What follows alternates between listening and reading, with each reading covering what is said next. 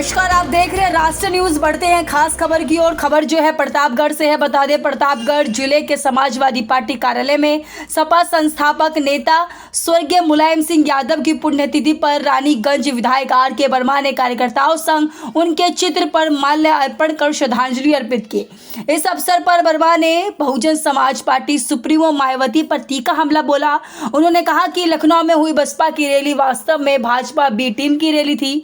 वर्मा ने आरोप लगाया कि 2007 के बाद सत्ता से बाहर रही बसपा आज विपक्ष पर हमला कर भाजपा को फायदा पहुंचा रही है। उन्होंने मायावती से पूछा कि आखिर दलित उत्पीड़न पर उन्होंने भाजपा के खिलाफ एक भी शब्द क्यों नहीं कहा। वर्मा ने कहा कि मायावती अब भाजपा की बी टीम बन चुकी है।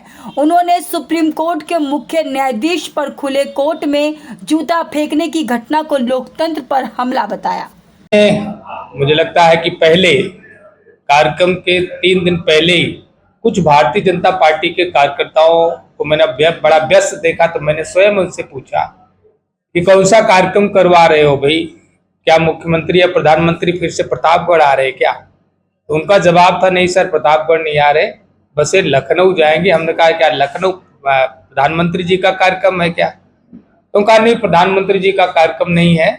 हमने कहा वहां तो बसपा का कार्यक्रम है, तो बोले बस वहीं जाएंगे। तो आप समझ सकते हो कि भारतीय जनता पार्टी 2024 के चुनाव परिणाम से घबराई हुई है। जब से समाजवादी पार्टी के नेता आदरणीय अखिलेश यादव जी ने पीडीए का नारा देकर के संविधान बचाओ और लोकतंत्र बचाओ का नारा देकर के आगे बढ़े हैं, और इसकी चर्चा, इस मिशन की चर्चा उत्तर प्रदेश में ही नहीं पूरे भारत में हो रही है।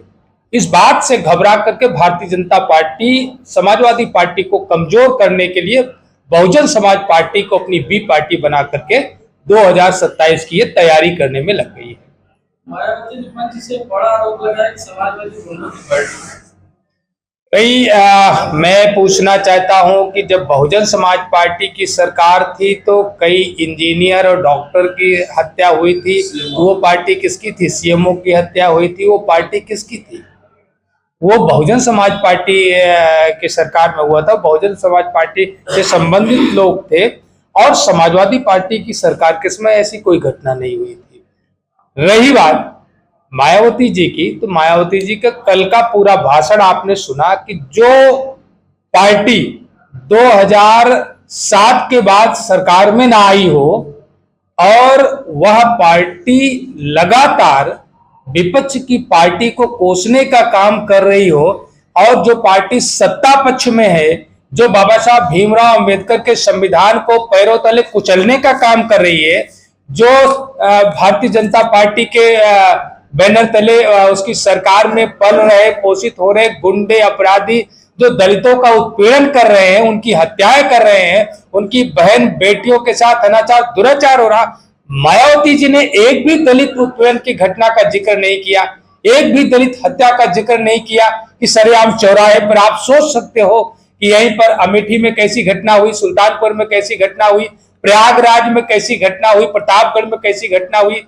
प्रयागराज की घटना आप सोचो कि एक दलित परिवार का व्यक्ति जिसने जो है सामंती व्यक्ति के गेहूं का बोझ ढोने से मना कर दिया, इस बात के लिए उसको जला करके मार दिया गया। कितनी बेटियों के साथ, दलित बेटियों के साथ सामूहिक दुराचार हुआ, हत्याएं हुई। मायावती जी ने बड़े मन से कभी उसको उठाया या कल की रैली में उठाया? उन्होंने भारतीय जनता पार्टी पर कोई आरोप लगाया। आज भारतीय जनता पार्टी की सरकार में पुलिस लूट मचा कर रखी है, कभी मायावती के मुंह से निकला? आज भारतीय जनता पार्टी की सरकार में गुंडागर्दी चरम पर है, मायावती जी के मुंह से निकला?